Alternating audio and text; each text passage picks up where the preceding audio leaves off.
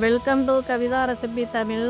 இன்னைக்கு பார்க்க போகிற ரெசிபி கோதுமை ரவா கிச்சடி எப்படி செய்யலாங்கிறத பார்க்கலாம் வாங்க. ஃபஸ்ட்டு இந்த ரெசிபி செய்ய கோதுமை ரவை இந்த அளவு எடுத்து வச்சுருக்கேன். இந்த கப்பில் பாதி அளவு. இது கூட பீன்ஸு தேவைக்கேற்ற மாதிரி பீன்ஸு கேரட்டை பொடியாக கட் பண்ணி எடுத்து வச்சுருக்கேன். வெங்காயம், பச்சை மிளகாய் 2 பொடியாக வெங்காயத்தை கட் பண்ணி எடுத்துக்கோங்க. அந்த மாதிரி ஒரு தக்காளி, சின்ன தக்காளி இதை கட் பண்ணி எடுத்து வச்சுருக்கேன். கடலைப்பருப்பு 1 ஸ்பூன், உளுந்தம்பருப்பு 1 ஸ்பூன், வேர்க்கடலை 1 ஸ்பூன் எடுத்து வச்சுருக்கேன். இதை வச்சு எப்படி செய்யலாங்கிறத பார்க்கலாம் வாங்க. இப்போ ஸ்டவ்வை பற்ற வச்சு கடாய் எடுத்துக்கோங்க.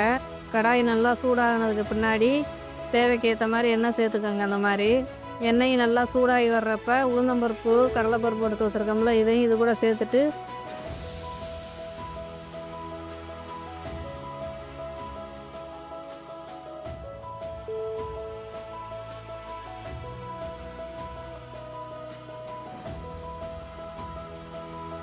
நல்லா பொன்னிறமாக வர்றப்ப கடுகு, இது கூட வேர்க்கடலை எடுத்து வச்சுருக்கோம்ல, அதையும் சேர்த்து நல்லா இந்த மாதிரி வதங்கி வர்றப்ப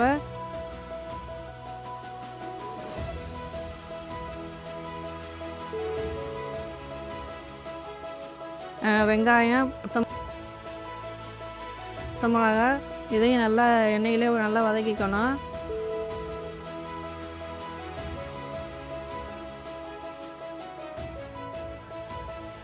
வதங்கி இந்த அளவுக்கு வந்துடுச்சு பார்த்தீங்களா? வதங்கி வர்றப்ப இது கூட தக்காளி சேர்த்துட்டு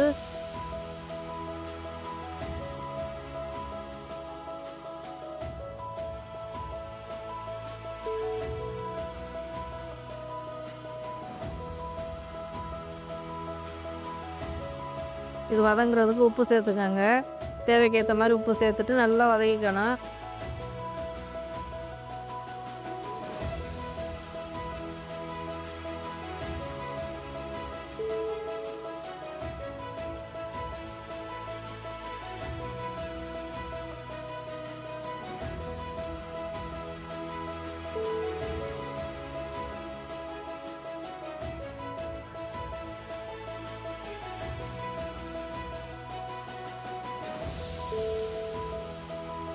நல்லா வதங்கி வர்றப்ப இப்போ இது கூட பீன்ஸு, கேரட்டு சேர்த்துக்கலாம். சேர்த்து நல்லா அந்த காய் வந்து ஒரு 2 நிமிஷம் நல்லா எண்ணெயிலே நல்லா வேக விடுங்க. இந்த மாதிரி கொஞ்சம் வேக விட்டு நல்லா வதக்கிக்கணும்.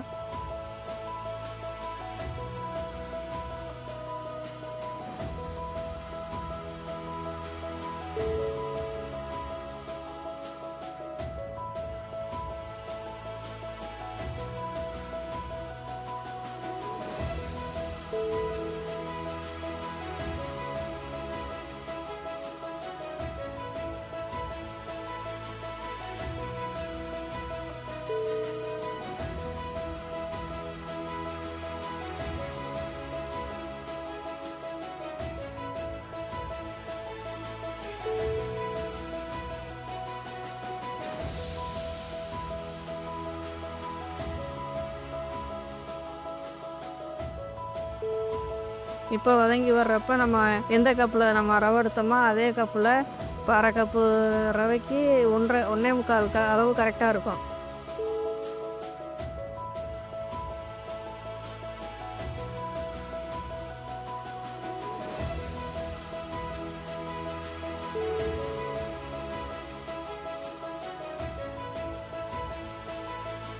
இப்போ 1.25 அளவு தண்ணி இது கூட சேர்த்துட்டு நல்லா தண்ணி கொதியணும்.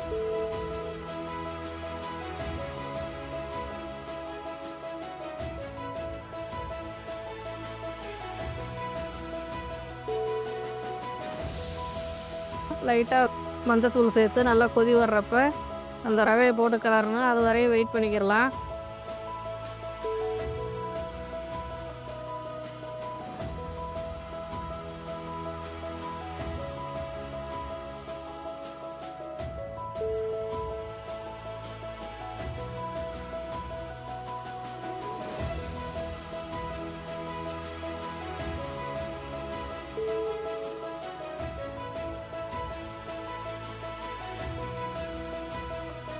இப்போ தண்ணி நல்லா சலசலன்னு இந்த மாதிரி கொதி வர்றப்ப இந்த கோதுமை ரவை எடுத்து கொஞ்சம் கொஞ்சமாகவே இதில் சேர்த்து நல்லா இந்த மாதிரி மிக்ஸ் பண்ணணும்.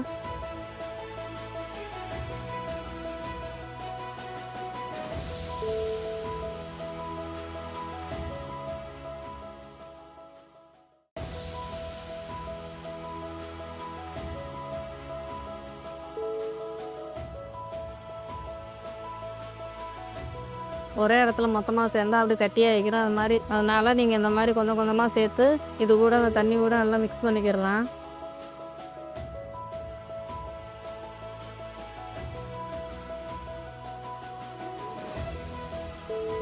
இப்போ எல்லா ரவையும் இந்த மாதிரி கலந்தாச்சு. இப்போ ஸ்டவ்வை முழுமையாக கம்மி பண்ணிடுங்க. கம்மி பண்ணி வச்சுட்டு நல்லா தட்டு போட்டு மூடி வச்சுக்கலாம். ஒரு 7-8 நிமிஷம் ஆகுது நல்லா வேகிறதுக்கு. இந்த ரவை கொஞ்சம் லேட்டாக தான் ஆகும். அதனால் நீங்கள் அதை மூடி வச்சுருங்க.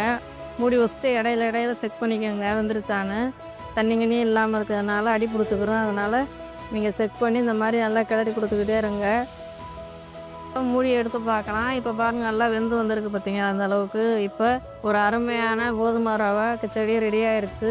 நீங்கள் குழந்தைங்களுக்கு செஞ்சு கொடுக்குறப்ப இந்த மாதிரி காயெல்லாம் சேர்த்து செஞ்சு கொடுத்தீங்கன்னா விரும்பி சாப்பிடுங்க. நீங்களும் இந்த மாதிரி ஒரு முறை செஞ்சு பாருங்கள். ரொம்பவே நல்லாயிருக்கும். இந்த வீடியோ பிடிச்சிருந்தா லைக் பண்ணுங்கள், ஷேர் பண்ணுங்கள், சப்ஸ்கிரைப் பண்ணுங்கள்.